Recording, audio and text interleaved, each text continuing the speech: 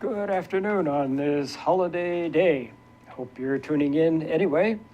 This is Howard Wiig, Code Green ThinkTech Hawaii. My guest for today is Duane Jonlin, Energy Code Director for the City of Seattle. What in the world am I doing with Seattle? Well, you're about to find out. I've been in the energy efficiency field for as long as many of you have been on the planet. And I was around when the Arab oil embargo happened back in the Pleistocene, and Senator Daniel Inouye said right then and right there, we need to take our dependence on foreign oil very, very seriously. We need to take massive, massive policy shifts to wean ourselves away from that.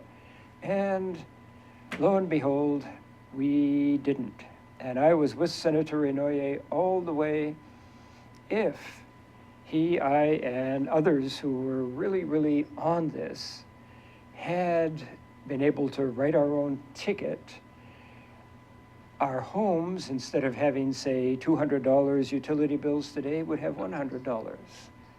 Our great big state agencies who are today, say, paying $20 million a year for electricity would be paying $10 million. And many people out there who are driving 15 mile per gallon cars or trucks would be driving 30 mile per gallon cars or trucks, and we would be keeping a lot of dollars at home. Why am I bringing this up? Because the city of Seattle has pretty well done what I have dreamed of doing for these many years. Enter Duane Jonlin, Energy Code Director for the City of Seattle. What's ironic about City of Seattle is that they pay, due to their very, very cheap hydropower electricity. Last time I looked, it was around 4 cents a kilowatt hour. It may have gone to 6 or 7 cents now. We are paying 33, 34 cents a kilowatt hour. What's that, about 7, 8 times what Seattle is paying, and yet they have taken the reins of the energy efficiency horse and charged forward with that. So, Duane, you have a connection with Hawaii. Why don't you begin by telling us what the connection is to make sure that even in cold, rainy Seattle, you understand what's going on here in warm, sunny Oahu. Thank you. Do we get to put up my sister's picture? My sister Lisa has spent the last 40 years living in the islands and raised a couple beautiful children, the whole works. And in fact, she's you've probably seen her at the local art fairs and so forth at her face painting booth. So definitely next time, say hi for me. And she thinks I'm a little bit crazy to be looking at staying here in Seattle in the dark and cold and rain. But in our defense, could we put up another picture there? The slide of the two places. I have to say that Seattle's lovable in its own weird way, and we have our cozy coffee houses and pubs that we duck into to get out of the rain, and people gush about how beautiful it is here. I have to say, come April or May, if we haven't seen the sun for months, all those direct flights from here to Kona or to Kauai are sold out with the people who are otherwise going to go crazy. But we got a completely different world here. But it turns out that weather is only one modest portion of the whole energy use pie for buildings, and a lot more of what we use for energy we have in common.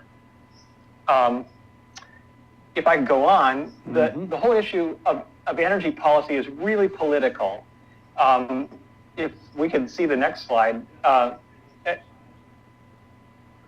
everything that happens has, as it happens in Hawaii, its own opposition, but especially energy policy has become a political hot potato between a liberal and conservative thing.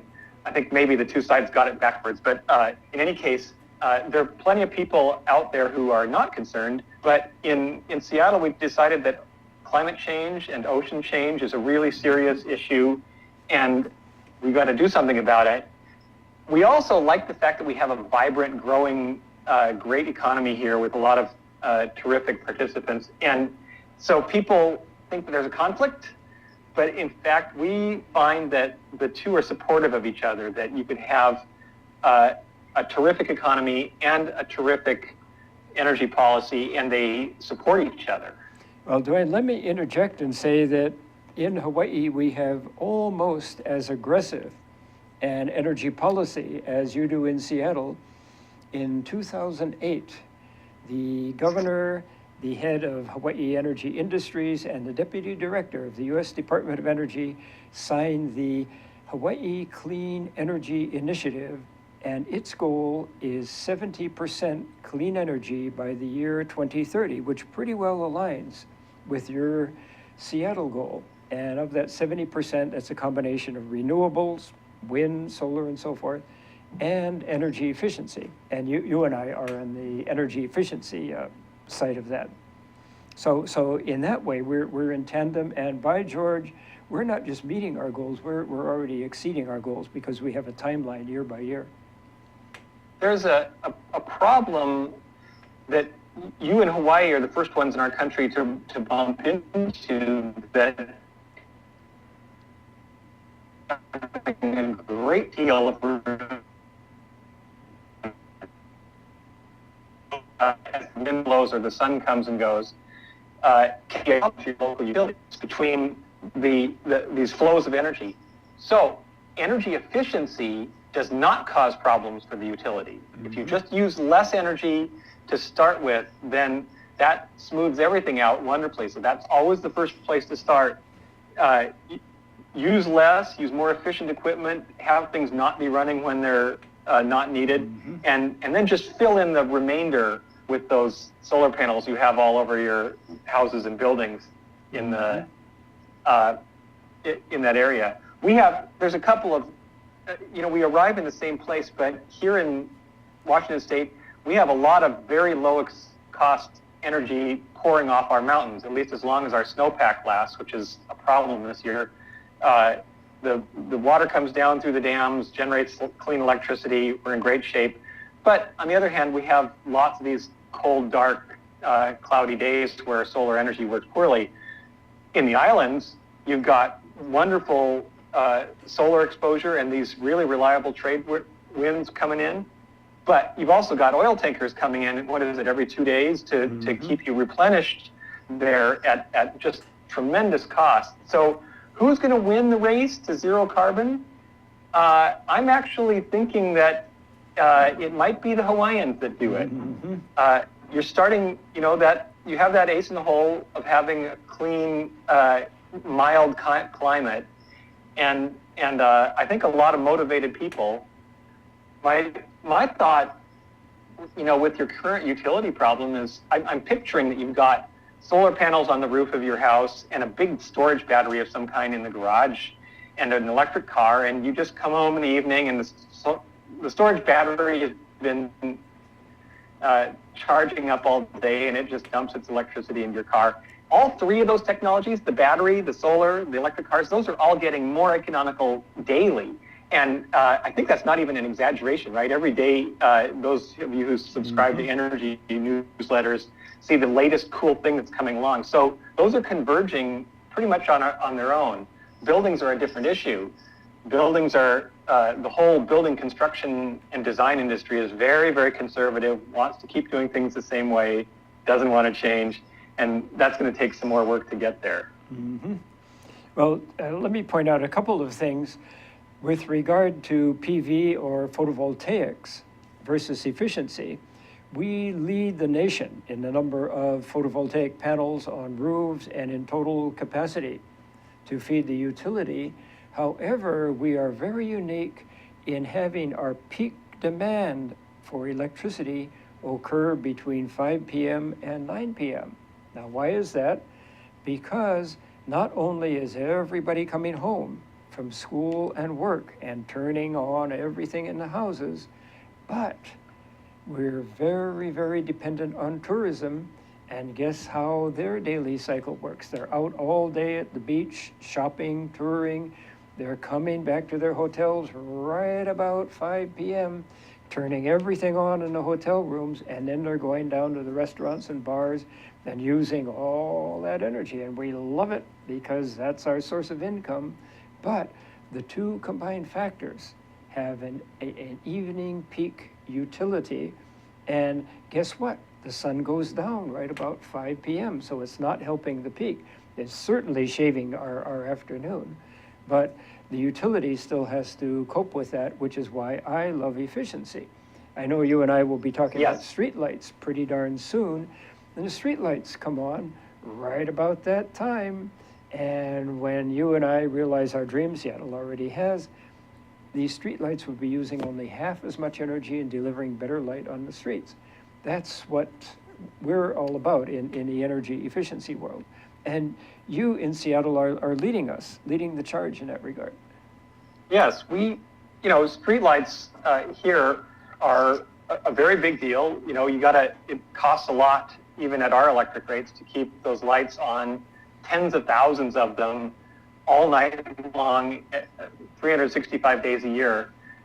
So as LED lighting technology got mature enough several years ago for us to do it, we started in on a program of replacing all the residential streetlights in the city with these with new LED ones. The old lights, burned a lot of electricity. They burned out faster. They required lots of crews to be continually moving around the city, replacing all the lights. It was tremendously expensive. And you probably know that your skin color looks like you came from a different planet when you're under these things.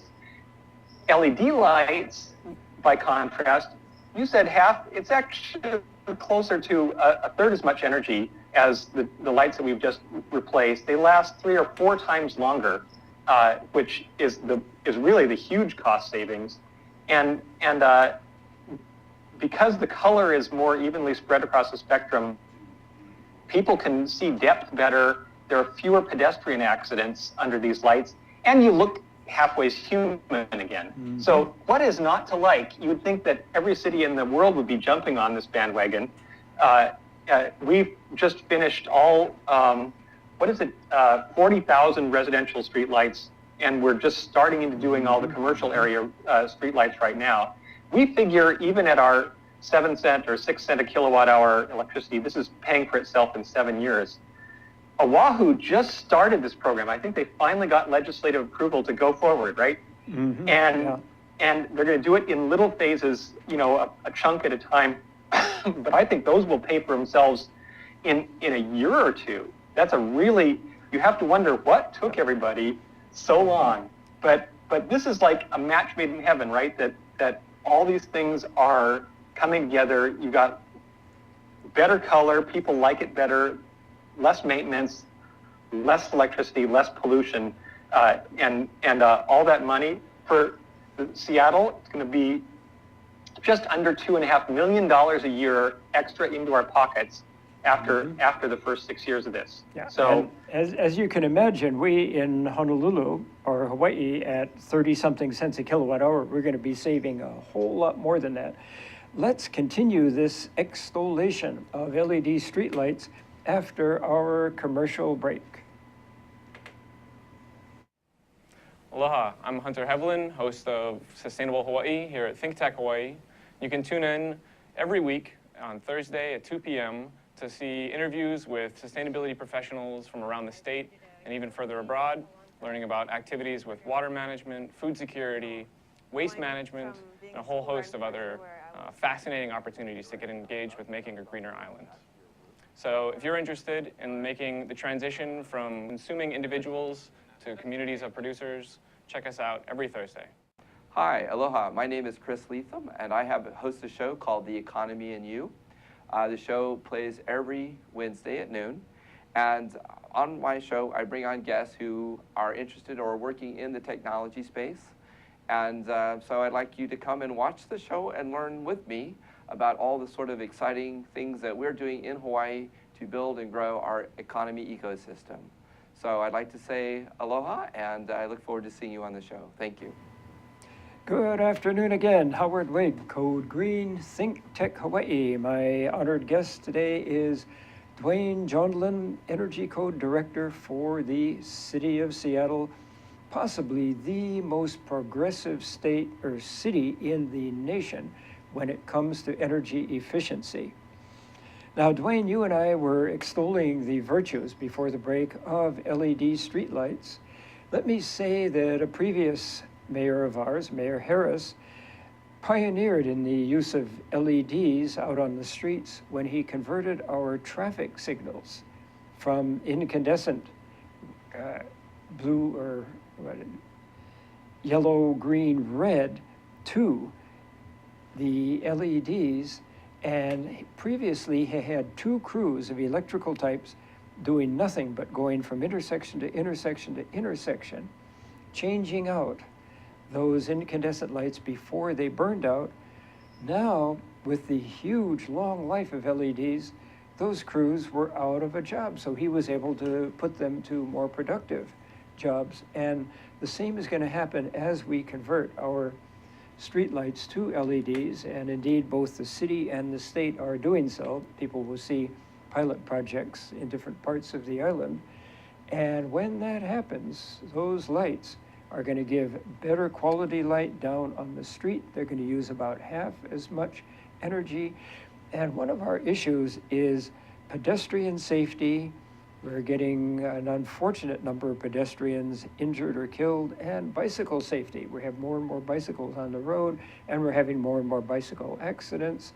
With LED lights, drivers will be much better able to see those pedestrians and those bicycles. So I personally have been pushing a long time for that, and I'm very much looking forward to our conversion being completed. Yeah, and on a very small scale, exit signs in buildings have been converting over to LEDs for quite a while now, and they last pretty much as long as the building does. So the building managers love that. Mm-hmm. Yeah, again, the wattage is cut about in half, and those maintenance guys in the buildings, they have better things to do besides get up on ladders and change lamps. But something that Seattle is really unique in, and maybe it's a good suggestion for Honolulu, is something called district energy. Would you like to tell us about that?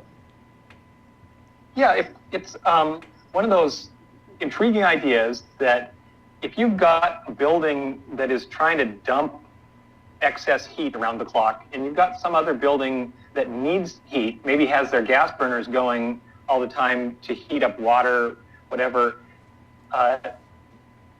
those 2 buildings could be connected by a pair of pipes under the street and start, instead of one paying money to get rid of heat and the other, through the whole air conditioning and cooling tower system, and another one down the block paying money to produce heat, they can start sharing that. Goes through what's called a heat pump, and to boost the temperature up to the proper operating temperature you need. But that allows both sides of the equation to do what they're trying to do with their heat energy for about 1/4 to 1/3 of the money.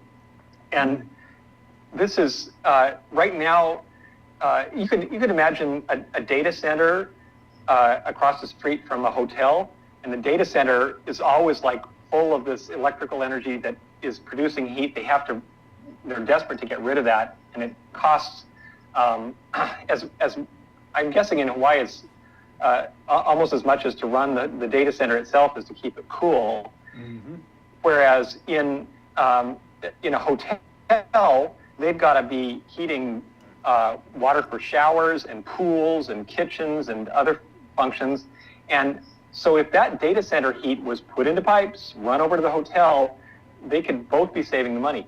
It's really expensive to put in that infrastructure, but once it's in there and paid for, that is something that really lasts. In Seattle, we've got one such program going right now. The new Amazon campus that's under construction right now will be heated by a data center across the street. And we've got a couple more in planning stages. We think we're so great in Seattle, but in fact, elsewhere in the world, this is just standard practice. I've seen in Copenhagen, streets dug up where they were putting in these pipes, huge pipes that are carrying heat energy from one place to another all around the city. Many buildings, many houses don't even have a water heater in them. You just turn on the hot water tap. That water is mostly coming from waste energy from industry or other sources. So all you need, it's a bigger deal here where we need heat energy for the heating up our rooms, whereas that's not such a problem in Hawaii.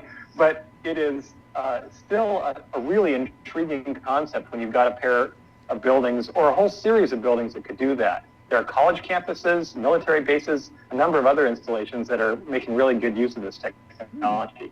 Interesting idea. We have for many, many years been... go ahead. No, that's it. You've got Yeah. A chance, if you decide as a community to make that upfront investment, which is a big one, then you can start reaping the benefits for a long time to come. Absolutely. Those systems are going to last for 20, 30 years probably. 100. What we do have is, say, a lot of office buildings that are completely air conditioned and they have zero use for hot water. That's what we need our heat for. But as you're pointing out, if you were surrounded by restaurants or high-rise living units, you could, instead of exhausting that heat to the atmosphere, you could trap it and run water by it, convert either very warm or hot water, and pipe it underground to the building that needed the hot water, be it for, again, restaurants, showers, whatever. And that would be especially applicable in Waikiki, where the majority of our hotels are. Yes. Very intriguing idea. And somehow it doesn't surprise me that Seattle is the leader in that field. So what else are we doing in Seattle that Honolulu might emulate? Well, I wanted to just talk about energy codes a bit. This is Seattle and Washington State have one. You and I met at hearings for the International Energy Conservation Code. I should tell people that it's called the International Code, but it's about as international as the World Series is international. And it's part of the building code, really. It kicks in when you're doing new construction or alterations for buildings. And we start with that national standard, and then we work more stringently from there. There are some other states that that go through a process to make it weaker. But these codes in Washington State, we are under legislative mandate to reduce our energy use from the 2006 code to 2030 by 70%. And in Seattle, we're taking that all the way to get to carbon neutral somehow. And so that means that every 3 years, when the new edition comes out, there are changes. And it is, we have to say, tough on the industry. The other codes stay pretty much consistent year over year. There are little changes from time to time, but the energy code really changes dramatically. It's intended to get more stringent. This does not make me popular as I'm out there promoting and cheerleading for these. You have to usually invest more upfront and make things go forward. But and nobody likes to be told to change, even if the change ends up being really good for them. We don't want to hear that from our bosses, right? We certainly don't want to hear that from our spouses, that we have to change our ways about something. But and this is something that I would actually advise, that if you want to make real progress in Hawaii, that you could try to get some legislative support for the change times when each new code comes in. The engineers, the builders, the electrical subcontractors, all these people need the help and support, to get through figuring out the new rules. Once it gets, they've done a few projects, it all kind of smooths out and the problems go away. But you could really get some mileage out of giving a little help to people to get into the next phase. I mentioned earlier, there are pretty serious differences between where you live and where I live. Obviously, it's dark and rainy over here, and there's not that much going on in your as far as dark and rainy on your side, I think I remember walking along in the rain one time in Honolulu where I couldn't put on my rain jacket because really the rain just dried right off me as it came. But there's a lot that can be done that's not dependent on that weather. And as soon as you're talking about, I thought it was 30 cents, but you're saying, Howard, that it's more like 34 cents a kilowatt hour. So statewide, yes.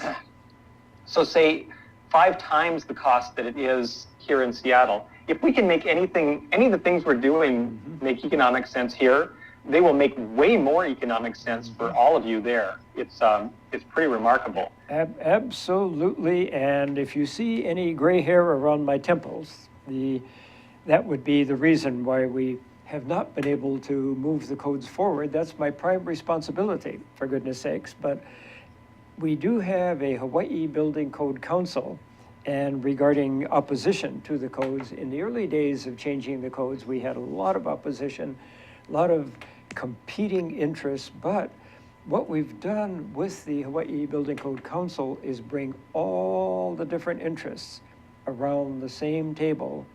And as we're considering changes, we get everybody's feedback. And in Hawaii, we're very consensus-based. So if we're getting strong opposition from a certain interest, we say, okay, how can we compromise on this? And we just sit around until we find a compromise solution. Plus, when we're dealing with mainland codes, a lot of them are oriented, as is Seattle, towards keeping the heat in the building. What we want to do is keep out of the building. And it turns out that when you make changes to doing that, you can actually reduce the cost of construction. And I won't go into the details of that, but that's precisely what we're doing. And we've been struggling to adopt. We do have a slide, incidentally, that shows energy codes in action and 2015 IECC. And that's exactly what we are looking to adopt. And we've tried path A, path B, path C, path D.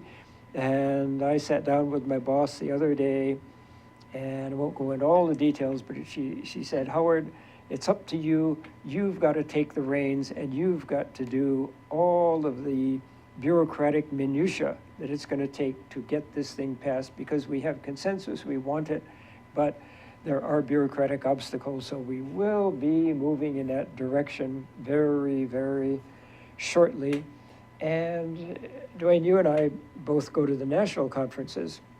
We started out with IECC 2006, moved to 2009, 15% more efficient, moved to 2012, 15 more efficient, moved to 2015, a little bit more efficient. So we're well on our way towards achieving what you call carbon independence, what others call zero net energy buildings, where we reduce the consumption in the building so low that when we put, say, photovoltaic panels on the roof, those panels produce as much energy as the buildings consume. Again, zero net energy is the byword, and both Hawaii and Seattle are looking for, in the very long term, at achieving that.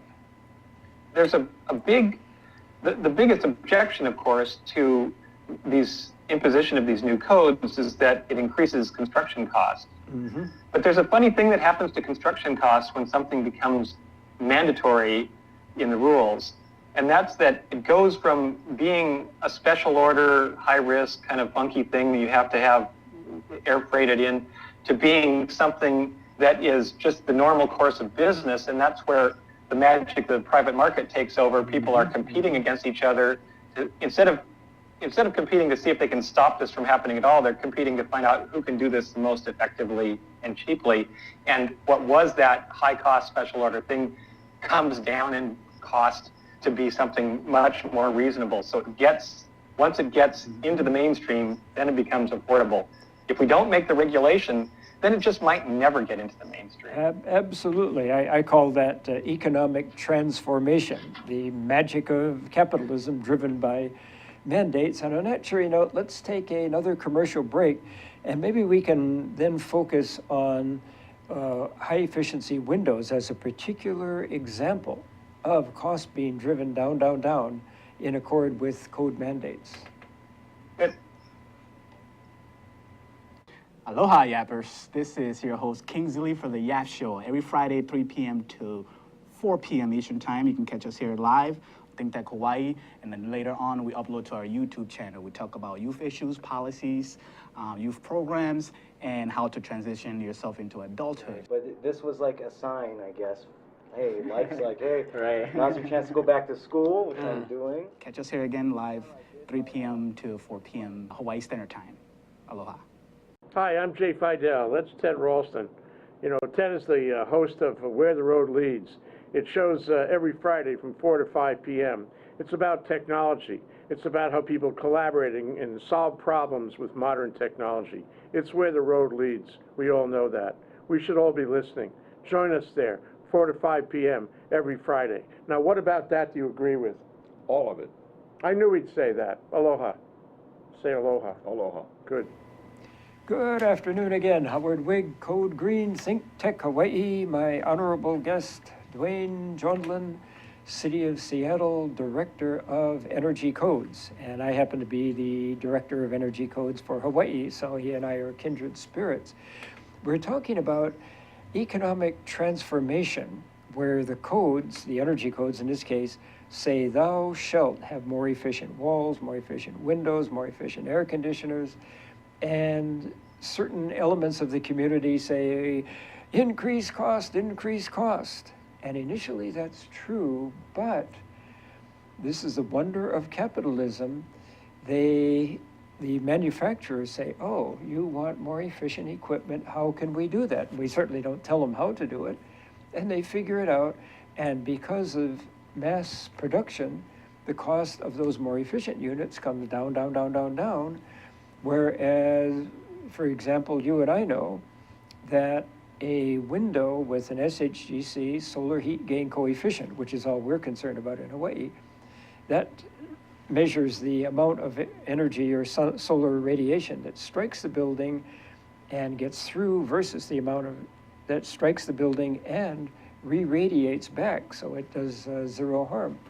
We now have windows that we mandate with an SHGC of 0.25, meaning 3/4 of that solar radiation bounces right back into the atmosphere. And that would have been considered impossible just 10 years ago. Now it's far, far less expensive than a single sheet of old-fashioned glass. That's one example of economic transformation via the energy codes.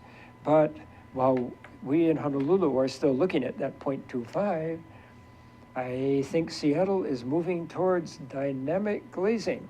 Why don't you take it away on that topic? Yeah. Oh, and I would like to point out that what you just mentioned about the percentage being reflected, those are selective coatings so that the visible light gets through. 70% or so of it gets through, and what's reflected back out is not the visible light, so not something that's going to cause glare in the faces of the people outside, but the heat energy and the UV that's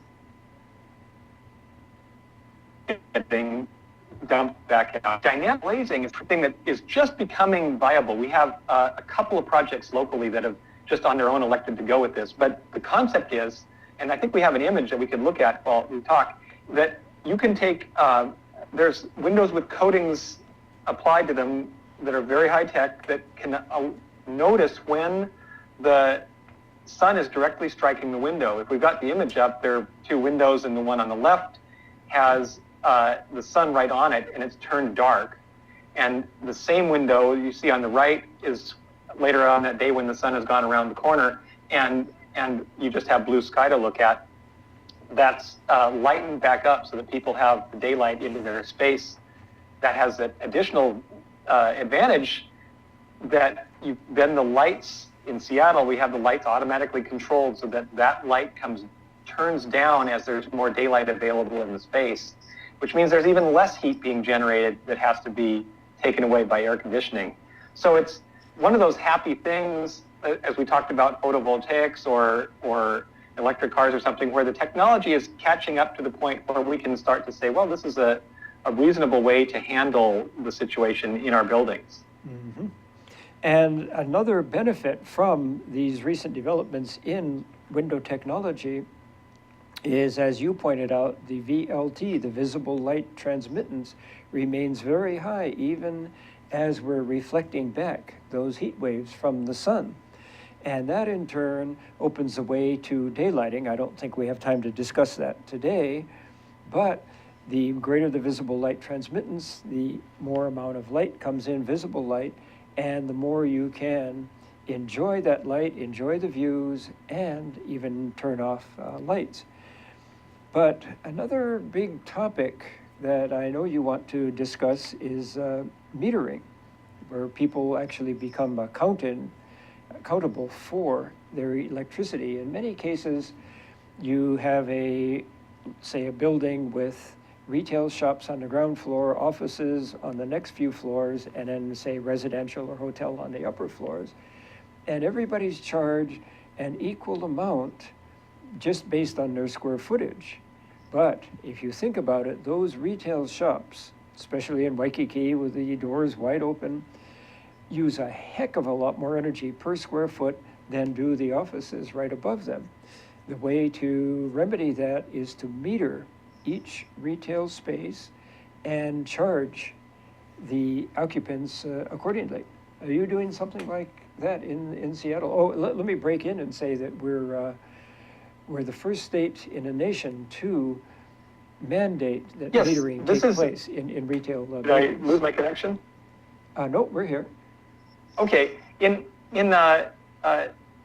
Seattle, we are requiring, and in Washington State generally, we're requiring that buildings have, that the building manager has a graphical screen that can show over the course of a day, or the course of a week or a year, how much energy has been used, divided into categories. In Seattle, we divided into how much is being used for the air conditioning system, how much is being used for water heating, for lighting, for plug loads.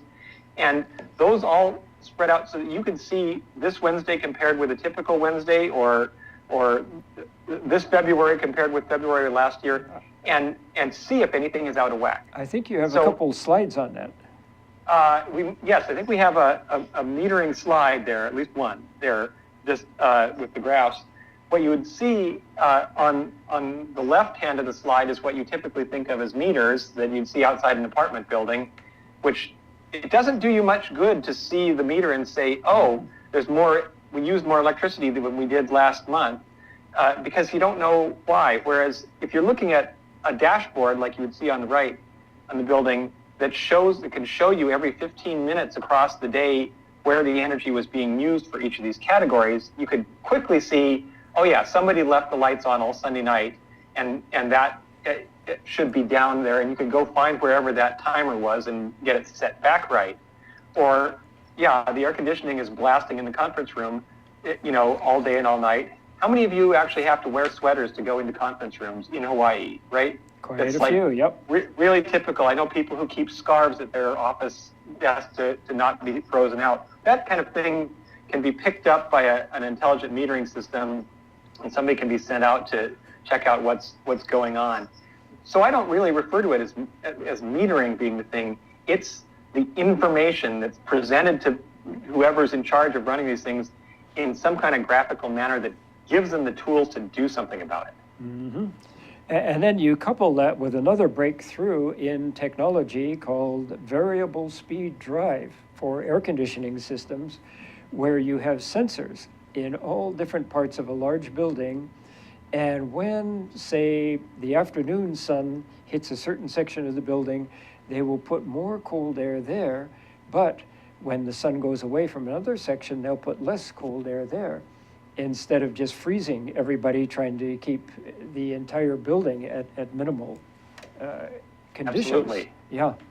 So this is what we could do next step in Honolulu, and I believe that a lot of our building managers in the downtown high-rises here in Honolulu are already employing this. I certainly hope so. We've only got a few minutes left. I know you want to talk about a typical commercial building versus a high-efficiency design versus an optimized design. And I believe we have a slide on that one also. Yeah, we have that slide up. This is just about plug load energy. There's the three pie charts, the one on the left being your typical building that you've got all around the world. And you can see the red sector is how much energy is being used by all the things you plugged in. But as we go to these higher efficiency buildings with the new building codes and people learn how to do those, all the other uses, the air conditioning and the lights and hot water, they use less and less energy, so that proportionately that, and you can see in the second diagram, that red wedge is much bigger part of the pie. With a plug load control system, which basically just means that every other outlet is on a controlled circuit so that it turns off at night when nobody's there, or if it turns off with an occupancy sensor when nobody's there. You can have your computer monitors, your personal sound system, your desk lamp, all those kind of things that don't ever have to be on when you're not there, plugged into the controlled circuit, and they will be off, completely off when you're not there and not running these vampire loads. Mm-hmm. But if you've got an aquarium or you've got a computer server or something like that that really needs to stay on, you plug that into the non-controlled outlet. Mm-hmm. And that way you can get to that third diagram, which is even a smaller circle, and you've gotten your plug loads back to the proportion they were to start with. Mm-hmm. And we've got that that's in place in the Seattle codes now for offices and classrooms. Beautiful. Yeah, that's where we in Honolulu hope to head. And in addition, those pie charts apply to commercial buildings. We're looking at applying that same concept to residential buildings, where our code now mandates that there be solar water heating in place. That takes out a great big chunk. And we're incentivizing Energy Star appliances, which takes down another big chunk. But also there's, I know, one controller of the playstations, as they're called in residences, is called Nest. And what you do ideally is have a meter, a real-time meter prominently displayed in a home that tells you how much energy is being used at the time and what the source of that energy use is. And it allows you to completely, utterly, totally turn off most of those systems, where traditionally a lot of these entertainment devices, such as TV sets, when they go off, quote unquote, they don't really go off. You referred to vampire loads. They just go down to about 20% of their energy use. And if you think about it, say a TV set goes off at 10 p.m. and it stays off, but not really off, and all through the next day until around 5 p.m. when people come home again, it's using 20% of the energy all that time. And with these systems that you're talking about, both commercially, residentially, everything goes completely, utterly, totally off. Have you heard, Howard, that a microwave oven in a home uses more energy in the course of a year with its little LED clock than it uses for microwaving food? Because the LED clock is running 24/7. Mm-hmm. Yeah. Mm-hmm. Okay, well, on that cheery note, Duane, we have come to a close of our wonderful interview. So thank you so much, Duane Jonlin, Energy Codes Manager for the City of Seattle. And one of these days, Duane, Honolulu is going to catch up to Seattle. It's my job. It's been an inspiration. Thank you very much. I can't wait. Good night, Howard. Good night.